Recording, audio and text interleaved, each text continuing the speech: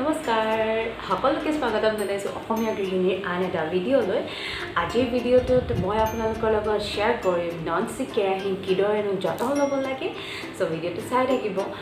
আৰু এটা কথা মই এইকণতে কৈ লওঁ, যিমান পাৰে নন ষ্টিক আপোনালোকে এভইড কৰিব, যিহেতু ইয়াত কেমিকেল কোটিং থাকে, সেইকাৰণে এই স্বাস্থ্যৰ পক্ষে বৰ বেছি ভাল নহয়।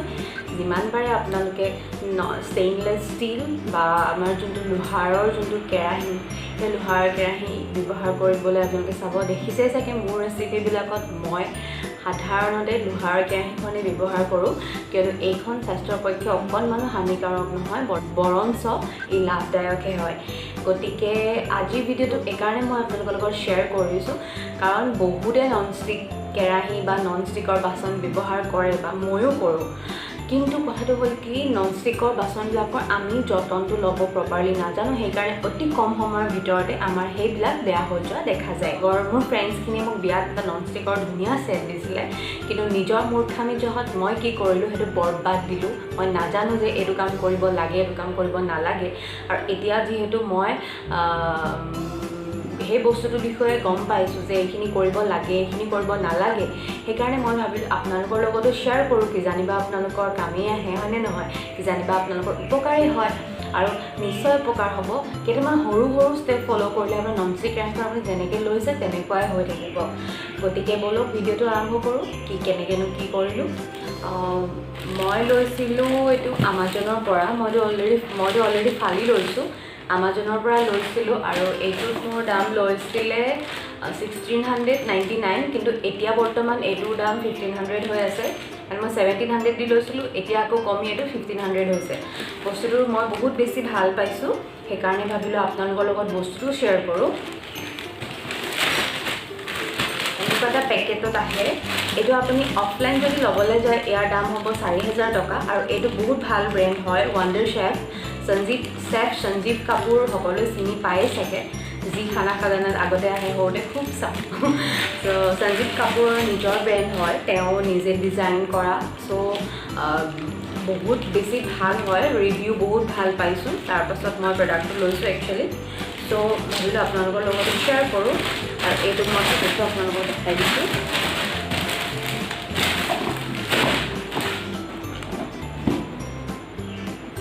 এইটো এনেকুৱা হেণ্ডেল এডালো আছে ধৰিবলৈ, এইটো দেখিছেনে? এইটো ডোচা টাৱা আছে, এইখন 28 চেণ্টিমিটাৰ। এইখন আছে ৱক উইথ লিড 24 চেণ্টিমিটাৰ আৰু 2.7 লিটাৰ আছে। 2 লিটাৰ 700 ml এইখনৰ কেপাচিটি হয়। আৰু এখন আছে frying pan 24 centimetre to 1.8 litre. বেছি ডাঙৰ নহয়, একেবাৰে সৰু নহয়, কিন্তু আপোনালোকক চাইজ চব দেখুৱাই দিম। চ' এইটো মই উলিয়াই লৈছোঁ। আৰু এটা কথা, এখন 2 years ৱাৰেণ্টি আছে ইয়াতে। চ' ফাৰ্ষ্ট মই দেখাইছোঁ এইটো লিডটো, মানে ঢাকনাখন। এইখন বহুত বেছি ভাল হয়, মানে গ্লাছটো বহুত মানে পটককৈ পৰিলে আপোনাৰ নেভাগে, সেইকাৰণে মানে চিন্তা কৰিব লাগে, কিন্তু সাৱধান হৈ থকাটো বহুত বেছি দৰকাৰ। চ' এখন গ্লাছখন, আৰু এইটো কাৰাইটো, এইটো ইয়াৰ লুকছটো দেখিছেনে? বহুত এলিগেণ্ট হয়। ইয়াৰ আপোনালোকে কালাৰ অপশ্যন পাই যাব। চ' লুকছটো বহুত এলিগেণ্ট হয়, সেইকাৰণে মই ল'লোঁ। কালাৰটো মোৰ বহুত ভাল লাগিলে, purple colour. Not my favourite, but I like it. So' এইটো, আৰু ইয়াৰ এইটো দেখিছেনে ভিতৰৰ কটিংটো, এইটো ইমান ধুনীয়া হয়। আৰু ইণ্ডাকশ্যনতো আপোনালোকে এখন ব্যৱহাৰ কৰিব পাৰে, আৰু একেবাৰে পাতলা নহয়, মানে অকণমান ৱেইট থকা হয় বস্তুটো। চ' এইখন বহুত বেছি ভাল লাগিলে, সেইকাৰণে ল'লোঁ। ইয়াৰ ছেটটো, কমপ্লিট ছেটটো মই দেখুৱাই দিছোঁ। এইখন হ'ল ফ্ৰাইং পেন। এইখনো ঠিক একেই বস্তুটো। এই বস্তুটো বহুত ভাল লাগে, ধৰিবলৈ একদম বিৰাট মানে কমফৰ্টেবল হয়। আৰু এখন আছে ডোচা টাৱা। ডোচা টাৱাখন এইখন বেলেগ মানে আগতে যোনবিলাক লৈছিলোঁ নন ষ্টিক, সেইবিলাক পেন ব্যৱহাৰ কৰিলে কি হয়, এই মাছডোখৰ যে এইডোখৰ উঠি যায়। কিন্তু এইখনত মই যিমান ৰিভিউ পাইছোঁ, মই পিছত নিজে ব্যৱহাৰ কৰোঁ, আপোনালোকক জনাম কেতিয়াবা সময় সুবিধা মিলিলে। চ' এইখনৰ কিন্তু সেই বস্তুটো নহয়, আৰু যিহেতু এইখন অকণ ৱেইট থকা হয়, মানে একদম লাইট ৱেইট পেন নহয়। চ' এইকেইটা মই আমাজনৰ পৰা ল'লোঁ। আৰু এটা কথা মই আপোনালোকক কৈ থওঁ, আমাজনত আপোনালোকে যদি বস্তু ল'ব বিচাৰে, মই ডেছক্ৰিপশ্যন বক্সত লিংকটো দি দিম, তাতে গৈ ল'ব পাৰিব। আৰু প্ৰাইচ এতিয়া কমি আছে। আৰু মই আপোনালোকক দেখাই দিছোঁ, ৱাণ্ডাৰ শ্বেফৰ এখন ছোটাৱালা কেটলগ এখন আহিছে। ইয়াতে আৰু বেলেগ বেলেগ প্ৰডাক্টছ,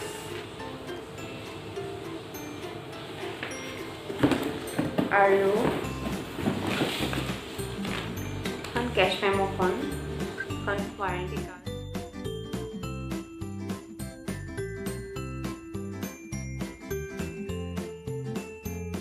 এখন টাৱা আৰু এখন ফ্ৰাইং পেন কমপ্লিটলি বৰবাদ কৰাৰ পাছত মই ভিডিঅ'টো বনাব লৈছোঁ। তাৰ পাছতহে আচলতে সাৱধানতাখিনি গম পাইছোঁ, যিহেতুকে এনেকুৱা এটা নন ষ্টিক ছেট যেতিয়া আমি লওঁ, তেতিয়া আমি যথেষ্টখিনি পইচা আমাৰ খৰচ হয়, হয়নে নহয়? চ' সেইখিনি যদি আমাৰ এবছৰতে একেবাৰে শেষ হৈ যায়, তেতিয়াতো বেয়া লাগিব। চ' সেইকাৰণে ভাবিলোঁ সাৱধানতাখিনি আপোনালোকৰ লগত শ্বেয়াৰ কৰোঁ, যাতে এই বস্তুটো, এই যোনটো আপুনি ইনভেষ্ট কৰিব যিমানখিনি পইচা, সেইখিনি যাতে লং টাৰ্মলৈকে চলে, অলপ বেছি দিন যদি, আৰু এইখিনি যদি আপোনালোকে ফ'ল' কৰে, তেতিয়া নন ষ্টিক কেৰাহীখন বা নন ষ্টিকৰ ছেটটো কমপ্লিটলি নতুনেই হৈ থাকিব। চ' ব'লক, প্ৰথম নাম্বাৰ 1 হ'ল, গৰমে গৰমে কেতিয়াও কেৰাহীখন ধুব নালাগে। যেতিয়া আমি কিবা এটা বনাওঁ, তাৰপাছত যেতিয়া আমি খানাখিনি ভগাই দিওঁ বা বেলেগ এটা বাচনলৈ উলিয়াই তেতিয়া লগে লগে আমি সাধাৰণতে ধুই দিওঁ, হয়নে নহয়? বেচিনটোতে থৈ দিলোঁ বা পানী অকণ ঢালি দিলোঁ। সেই কামটো কেতিয়াও নন ষ্টিক কেৰাহীৰ ক্ষেত্ৰত কৰিব নালাগে। নন ষ্টিকৰ ক্ষেত্ৰত কেৰাহীখন অকণমান ঠাণ্ডা হ'বলৈ দিব লাগে, তাৰ পাছতহে ধুব লাগে। নাম্বাৰ 2, ধোৱাৰ পাছত ভালদৰে কেৰাহীখন শুকুৱাই ল'ব লাগে। ধোৱাৰ পাছত শুকুৱাইহে থ'ব লাগে। শুকোৱাৰ পাছতো আপোনালোকে পাৰিলে মুচি থ'ব, নহ'লে অকণমান তেল অকণমান লগাই থ'ব, স্প্ৰেড কৰি ব্ৰাছ কৰাৰ নিচিনাকৈ তেনেকৈ থ'লে নন ষ্টিকখন বহুত ধুনীয়াকৈ ভাল হৈ থাকে। নাম্বাৰ 3, কেতিয়াও হাই ফ্লেমত বস্তু বনাব নালাগে। নন ষ্টিক কেৰাহী হওক বা নন ষ্টিক, তাত যোনটো কোটিং থাকে, কেমিকেল যোনটো কোটিং থাকে, সেই কোটিংটো এৰাই যায়, আৰু তেতিয়া সেই এৰুৱাখিনি আমাৰ কি হয়, খানালৈ গুচি যায়। আমি যোনটো চব্জি বনাই আছোঁ বা ফুড আইটেম বনাই আছোঁ, সেই বস্তুটোলৈ গুচি যায়, আৰু that's not good for our health. 4 number পইণ্টটো হ'ল, কেতিয়াও ষ্টীলৰ চামুচ বা হেতা, আমি সাধাৰণতে ষ্টীলৰ ব্যৱহাৰ কৰোঁ, সেইবিলাক কেতিয়াও ব্যৱহাৰ কৰিব নালাগে। তাৰ সলনি ছিলিকন বা কাঠৰ হেতা ব্যৱহাৰ কৰিব লাগে। মই দেখাই দিছোঁ, ছিলিকন এই বস্তুটো ছিলিকন বুলি কয়।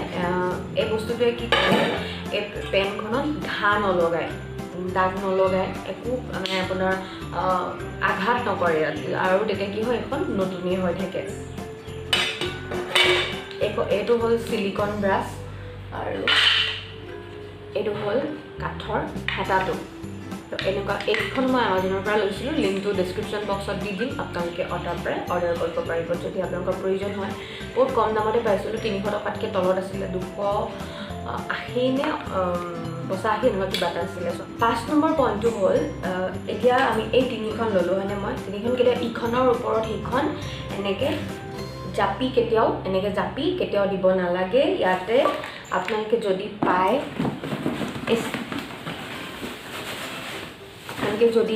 এই ছেটটোৰ লগতে দিছে এই বস্তুটো, এনেকুৱা যিটো বাবলছ থকাটো যে, এইটো এনেকৈ পাৰি লৈ ইয়াৰ ওপৰতে দিব লাগে। যদি এইটো নাথাকে, তেতিয়া নৰ্মেল কাগজ বা নিউজ পেপাৰ বা টিশ্যু পেপাৰ এইবিলাক দি ৰাখিব, কাৰণ যদি সদায় ব্যৱহাৰ নহয়, তেতিয়াতো ভালকৈ থ'ব লাগিব, হয়নে নহয়? চ' ভালকৈ থ'বলৈ হ'লে এনেকৈ থ'ব, নহ'লে এইখনৰ ওপৰত যদি এখন থৈ দিয়ে, তেতিয়া কি হ'ব, ইয়াত দাগ লাগি যাব। Last but not the least, কেতিয়াও ষ্টীলৰ ব্ৰাছ বা আপোনাৰ যোনটো গ্ৰীণ কালাৰৰ যোনটো স্ক্ৰাবাৰ হয়, সেই বস্তুটো ইয়াত ব্যৱহাৰ কৰিব নালাগে। তাৰ সলনি এটা পাই স্পঞ্জৰ, মই ফটো দি দিছোঁ। চ' এনেকুৱা ব্ৰাছ ব্যৱহাৰ কৰিব, মানে ধুবৰ কাৰণে, তেতিয়া কি হয়, বহুত বেছি দিন আপোনালোকৰ নন ষ্টিক কেৰাহীখন ধুনীয়া হৈ থাকিব। আশা কৰোঁ আপোনালোকে ভিডিঅ'টো ভাল পালে, অকণমান হ'লে আপোনালোকৰ উপকাৰ হ'ব। এই ভিডিঅ'টো ইমানেই।